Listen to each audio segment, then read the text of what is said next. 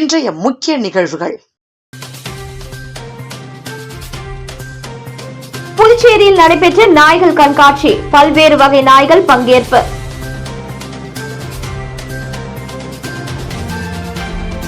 காங்கிரஸ் கட்சி தூண்டுதலின் பேரில் போராட்டம், பொதுப்பணித்துறை சரவணன் மீது பொதுப்பணித்துறை பணியாளர்கள் சங்கம் குற்றச்சாட்டு.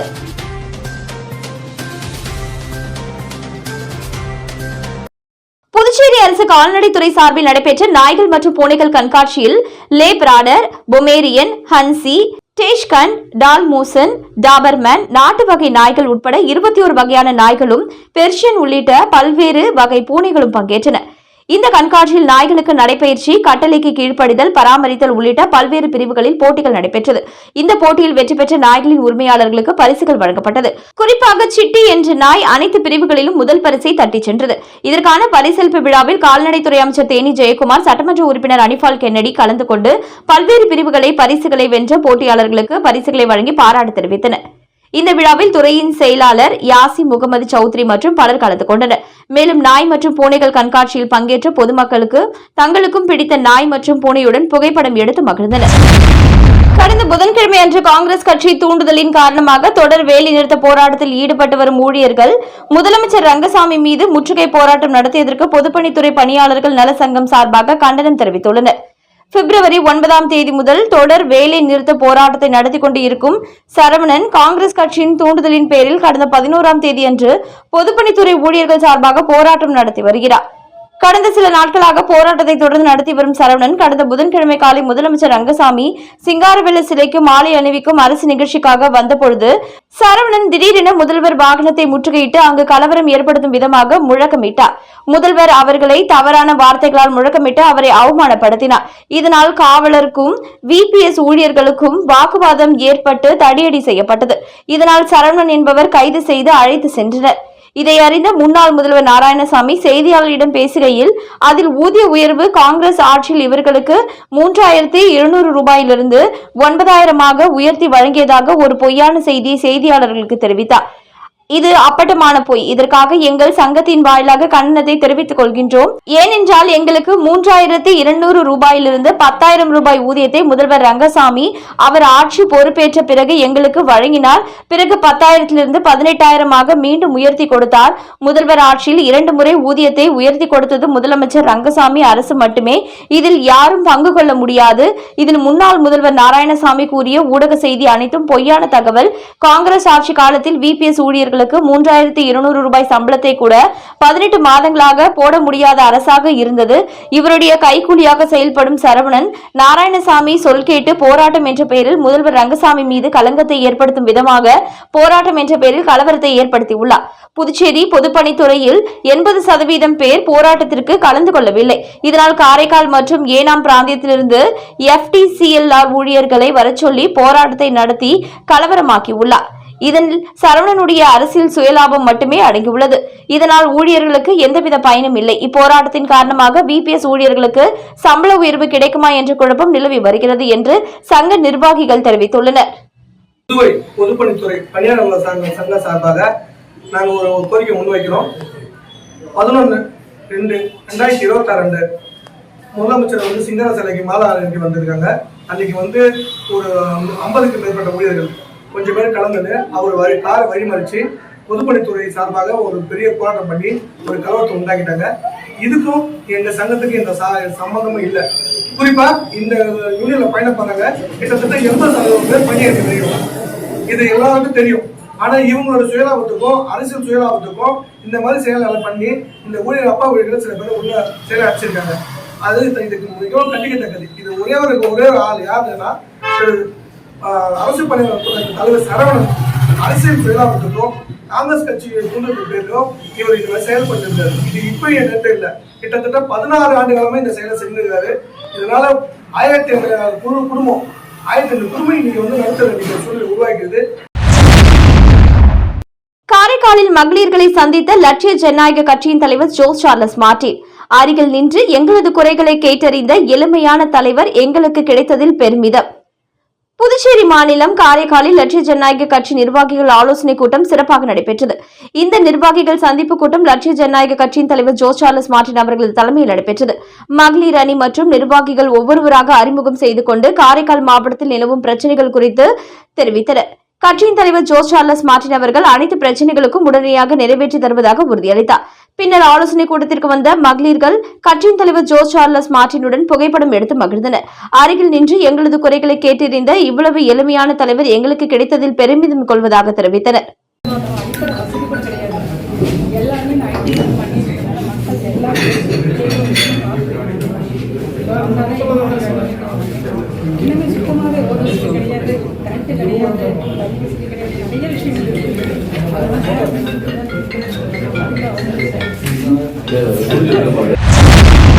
புதுச்சேரி காலாப்பட்டு தொகுதிக்குட்பட்ட திமுக நிர்வாகிகளிடம் ஆதரவு திரட்டினார் திமுகவின் செந்தில். புதுச்சேரி காலாப்பட்டு தொகுதியில் அர்ஜுனகுமாரி அறக்கட்டளை சார்பில் பல்வேறு மக்கள் பணிகளை செய்து வந்த சமூக சேவகர் செந்தில் கடந்த சில தினங்களுக்கு முன்பு திமுக எம்பி ஜெகத் ரட்சகன் முன்னிலையில் திமுகவில் இணைந்தார். தொடர்ந்து வரும் சட்டமன்ற தேர்தலில் திமுக சார்பில் காலாப்பட்டு தொகுதியில் போட்டியிட முடிவு செய்துள்ள செந்தில் அந்த தொகுதியில் உள்ள திமுக நிர்வாகிகளை நேரில் சந்தித்து வரும் தேர்தலில் ஆதரவு திரட்டினார். அதன் ஒரு பகுதியாக கருவடிக்குப்பம் பகுதிக்குட்பட்ட திமுக நிர்வாகிகளை நேரில் சந்தித்து ஆதரவு திரட்டினார். இதில் திமுகவை சேர்ந்த பலர் உடனிருந்தனர்.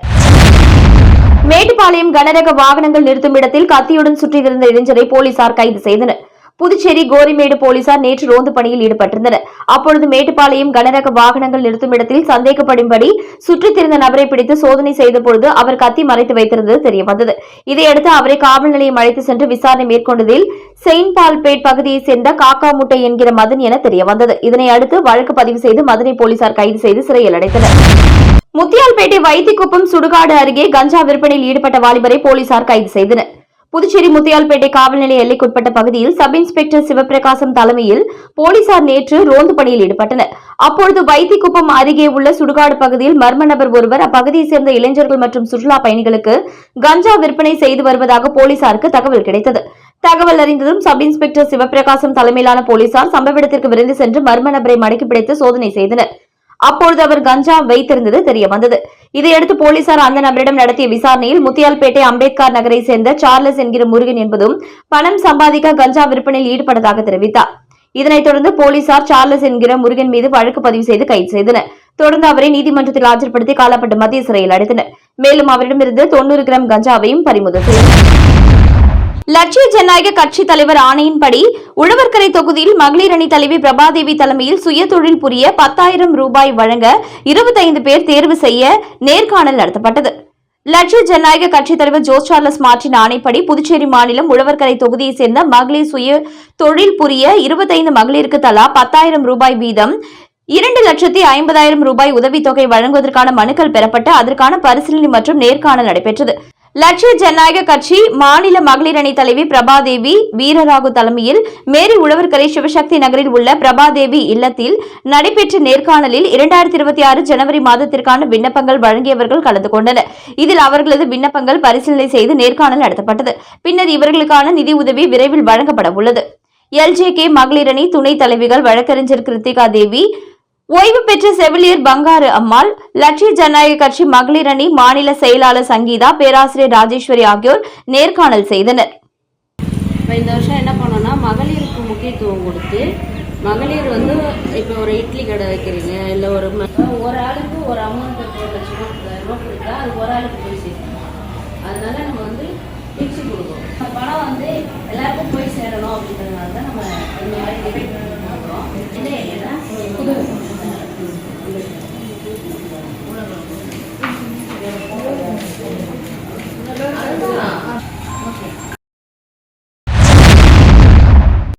கூனிமுடக்கு பகுதியில் அமைந்துள்ள ஆதி கைலாசநாதர் தியான திருக்குடலில் சனி பிரதோஷ வழிபாடு நடைபெற்றது. புதுச்சேரி மாநிலம் கூனிமுடக்கிலிருந்து காட்டேரிக்குப்பம் செல்லும் பாதையில் தமிழக பகுதியான வழுதாவூர் சேரன் நகர் பகுதியில் எழுந்தருளியிருக்கும் ஆதி கைலாசநாதர் தியான திருக்குடலில் மாலை சனி பிரதோஷ வழிபாடு நடைபெற்றது. மேலும் சுவாமிக்கு பால், தயிர், இளநீர், சந்தனம், விபூதி, பஞ்சாமிர்தம், பன்னீர் உள்ளிட்ட பல்வேறு திரவியங்களால் அபிஷேகம் செய்யப்பட்டது. தொடர்ந்து உலக நன்மை வேண்டி நடைபெற்ற கூட்டு வழிபாட்டில் திரளான பக்தர்கள் கலந்து கொண்டனர். இதனைத் தொடர்ந்து சுவாமிக்கு பூஜைகள் செய்யப்பட்டு மகா தீபாராதனை காண்பிக்கப்பட்டது. இதில் பக்தர்கள் திரளானோர் கலந்து கொண்டு சுவாமி தரிசனம் செய்தனர். தொடர்ந்து விழாவில் கலந்து கொண்ட பொதுமக்கள் பொதுமக்கள் அனைவருக்கும் அன்னதானம் வழங்கப்பட்டது. இதனைத் தொடர்ந்து சிவலிங்கம் சுவாமிக்கு எதிரில் நந்திக்கு பதிலாக அமைந்துள்ள பீடத்தில் பக்தர்கள் அமர்ந்து தியானம் மேற்கொண்டு இறை அருளை பெற்றனர். பிரதோஷ வழிபாட்டுக்கான ஏற்பாட்டினை ஏற்றி போற்றியவர்கள் சுஜி, ஸ்ரீஜா, இஷான் குடும்பத்தினர் மற்றும் ஆதி கைலாசநாதர் தியான திருக்குடலின் நிர்வாகிகள் சிறப்பான முறையில் செய்திருந்தனர். வில்லியனூர் தில்லைநகர் பூங்காவில் லயம் சிலம்பம் அகாடமி மாணவர்கள் கண்களை கட்டிக்கொண்டு சிலம்ப அடவு முறைகளை தொடர்ந்து 45 நிமிடம் சுற்றி உலக சாதனை படைத்தனர். வில்லியனூர் தில்லைநகர் பூங்காவில் லயம் சிலம்பம் அகாடமி மாணவர்கள் கண்களை கட்டிக்கொண்டு சிலம்ப அடவு முறைகளை தொடர்ந்து 45 நிமிடம் சுற்றி உலக சாதனை நிகழ்வில் பங்கேற்றனர். இந்த நிகழ்ச்சிக்கு மோகித் கன்ஸ்ட்ரக்ஷன் மற்றும் காமாட்சி அம்மாள் அறக்கட்டளை நிறுவனர் ரவிக்குமார் தலைமையேற்று மாணவர்களுக்கு பரிசுகளை வழங்கி நிகழ்ச்சியை சிறப்பித்தார். மேலும் சிறப்பு அழைப்பாளர்களாக தேசிய நல்லாசிரியர் கலைமாமணி தண்டபாணி ஆசிரியர் வாஞ்சிநாதன், நற்பணி மன்றம் ராமன், குமுகாயம் நண்பர்கள் வட்டம் பரசுராமன், கவிஞரேறு வாணிதாசனார் கலை இலக்கிய பேரவை தலைவர் முருகன், பெஸ்ட் ஃப்ரெண்ட்ஸ் குழு சரவணன், வில்வம் பவுண்டேஷன் தசரதன், வாசவி கிளப் விஜயன், ஓய்வு பெற்ற காவல்துறை அதிகாரி பஞ்சாட்சரம், சமூக சேவகர் தனசேகரன் மற்றும் பெற்றோர்களும் நிகழ்ச்சியில் பங்கேற்றனர். மேலும் நிகழ்ச்சிக்கான ஏற்பாடுகளை லயம் கல்ச்சுரல் அகாடமி சார்பில் சிலம்பம் ஆசிரியர் லயம் அன்பு ஜெகன் செய்திருந்தார். இந்நிகழ்ச்சியில் ஏராளமான மாணவ மாணவிகள் கலந்து கொண்டு பயிற்சி பெற்று தங்களது திறமைகளை வெளிப்படுத்தினர். மேலும் இந்த நிகழ்ச்சியில் மாணவர்கள், பெற்றோர்கள், ஊர் பெரியவர்கள் என திரளானோர் கலந்து கொண்டனர். ஒதியம்பட்டு ஸ்ரீ சத்குரு மகான் வண்ணார பரதேஸ்வரர் ஆலயத்தில் சனி பிரதோஷ பூஜை சிறப்பாக நடைபெற்றது. புதுச்சேரி மாநிலம் முருங்கப்பாக்கத்திலிருந்து வில்லியனூர் போகும் வழியில் அமைந்துள்ள மிகவும் பழமை வாய்ந்த ஸ்ரீ சத்குரு மகான் வண்ணார பரதேஸ்வர சித்தர் ஆலயத்தில் சனி பிரதோஷ வழிபாடு நடைபெற்றது. சனி பிரதோஷ வழிபாட்டினை முன்னிட்டு மஞ்சள் பொடி, அபிஷேக பொடி, அரிசி மாவு, பால், தயிர், இளநீர், சந்தனம் போன்ற பல்வேறு திரவியங்கள் மற்றும் கலச அபிஷேகம் செய்யப்பட்ட சிறப்பு அலங்காரத்தில் நந்தி மற்றும் மூலவருக்கு மகா தீபாராதனை நடைபெற்றது. இதில் சுற்றுவட்டார பகுதிகளில் இருந்து திரளான பக்தர்கள் கலந்து கொண்டு சுவாமி தரிசனம் செய்தனர். தொடர்ந்து விழாவில் கலந்து கொண்ட பக்தர்கள் அனைவருக்கும் அன்னதானம் வழங்கப்பட்டது. பூஜைக்கான ஏற்பாட்டினை ஆலய நிர்வாக அதிகாரி பர்குணம் மற்றும் ஆலய அர்ச்சகர் முத்து உபயதாரர்கள், ஒதியம்பட்டை சேர்ந்த ஆறுமுகம் குடும்பத்தினர்கள் சிறப்பாக செய்திருந்தனர். புதுச்சேரி ரெட்டியார்பாளையம் ஜவஹர் நகர் அருகே யோக்டோ பவுண்டேஷன் நிறுவனத்தின் சார்பில் ஜவஹர் நகர் ஆட்டோ ஸ்டாண்ட் அருகே 4 ஆண்டுகளாக மதிய நேரங்களில் அன்னதானம் வழங்குவது வழக்கம். இந்த நிலையில் நேற்று 14ஆம் தேதி சனிக்கிழமை அன்று மதியம் வழக்கம் போல யோக்டோ நிறுவனர் ஊழியர் அன்னதானம் வழங்கிக் கொண்டிருந்தார். அப்பொழுது பாவலர் நகரை சேர்ந்த ஆறுமுகம் என்பவர் மது அதிக அளவில் குடித்துவிட்டு வந்து அன்னதானம் வழங்கிய ஊழியரிடம் தகராறில் ஈடுபட்டார். அப்பொழுது ஆபாச வார்த்தைகளில் ஆறுமுகம் பேசியதால் இருவருக்கும் இடையே வாய் தகராறு ஏற்பட்டது. இதனைத் தொடர்ந்து இருவரும் ஒருவரை ஒருவர் தாக்கிக் கொண்டனர். பிறகு அங்கிருந்து கலைந்து சென்றனர்.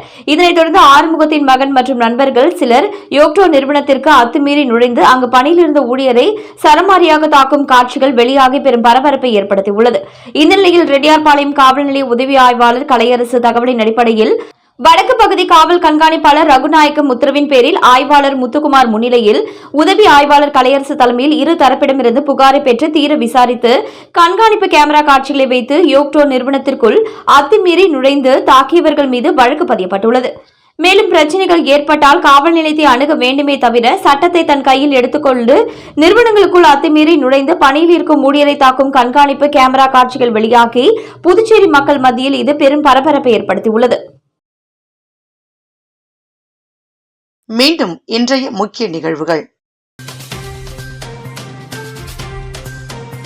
புதுச்சேரியில் நடைபெற்ற நாய்கள் கண்காட்சி, பல்வேறு வகை நாய்கள் பங்கேற்பு.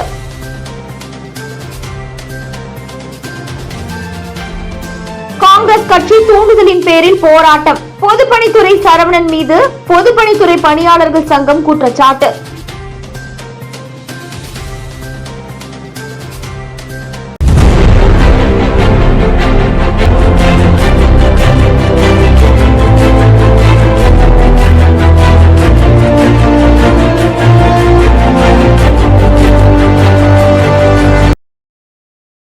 செய்திகளை உடனுக்குடன் தெரிந்து கொள்ள மெட்ரோ யூடியூப் சேனலை சப்ஸ்கிரைப் செய்யவும்.